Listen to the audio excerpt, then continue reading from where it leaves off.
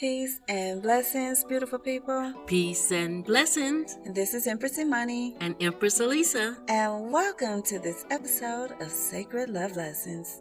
So today, you guys, is all about the way to freedom. Let's talk about the way to freedom. So what inspired this episode today is wife goddess Alisa and I were riding in an Uber and I saw a bird cage. And that just sparked a whole conversation. And we're going to let you in a sneak peek on the conversation we had in the car. So it started off with me telling the story about the escape of the caged bird. Once upon a time, there was a bird in a cage who sang for her merchant owner. He took delight in her song day and night and was so fond of her that he served her water in a golden dish. Before he left for a business trip, he asked the bird if she had a wish. "I will go through the forest where you were born, past the birds of your old neighborhood. What message should I take for them?" The bird said, "Tell them I sit full of sorrow in a cage, singing my captive song. Day and night my heart is full of grief. I hope it will not be long before I see my friends again and fly freely through the trees. Bring me a message from the lovely forest, which will set my heart at ease. Oh, I yearn for my beloved to fly with him and spread my wings. Until then, there is no joy for me, and I am cut off from all of life's sweet things."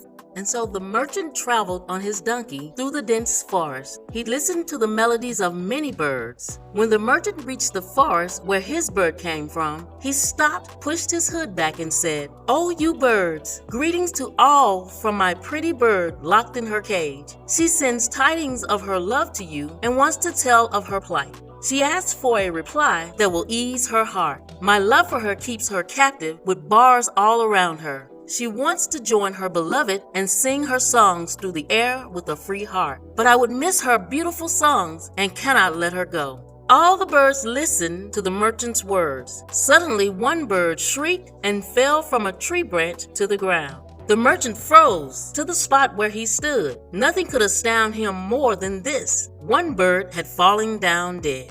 The merchant continued on to the city and traded his goods. At last, he returned to his home. He did not know what to tell his bird when she asked what message he had brought. He stood before her cage and said, "Oh, nothing to speak of. Oh, no, nothing." The bird cried, "I must know at once." "I do not know what happened," said the merchant. "I told them your message. Then one of them fell down dead." Suddenly the merchant's bird let out a terrible shriek and fell on her head to the bottom of the cage. The merchant was horrified. He wept in despair. "Oh, what have I done?" he cried. "What have I done? Now my life means nothing. My moon has gone, and so has my sun. Now my own bird is dead." He opened the cage door, reached in, and took her into his hands, gently and carefully. "I will have to bury her now," he said. "The poor thing is dead." Suddenly, the moment he had lifted the bird out of the cage, she swooped up, flew out the window, and landed on the nearest rooftop. She turned to him and said gratefully, "Thank you, merchant master, for delivering my message. That bird's reply instructed me on how to win my freedom. All I had to do was to be dead. I gained my freedom when I chose to die. So now I fly to my beloved who waits for me. Goodbye, goodbye, my master no more." My bird was wise. She taught me a secret, the merchant reflected. If you want to be with the ones you love, you must be ready to give up everything, even life itself, and then you will win your heart's desire. So that's the story of the escape of the caged bird. So today we're going to give you a few instructions on how to obtain your freedom. The way to freedom. So freedom is your birthright, and you have to embrace that. Sometimes death is the way out. And I remember I first heard that saying, death is only the beginning. It was in that movie, The Mummy, Part 1. And we're not talking about a physical death. We're talking about death of the ego. We're talking about death of toxic relationships, habits, limiting beliefs, negative thinking, and negative self-talk. Death is not an end, but death is a new beginning. And sometimes you may have to appear to be dead to the world while you go within to find your freedom. What I mean by this is you may have to cut some negative people off, no phone calls or any other communication, and separate yourself from those people who speak against you and against what you believe is best for you. Then you'll be free to live your life as you choose. Exactly. So what happens when you tap into your freedom?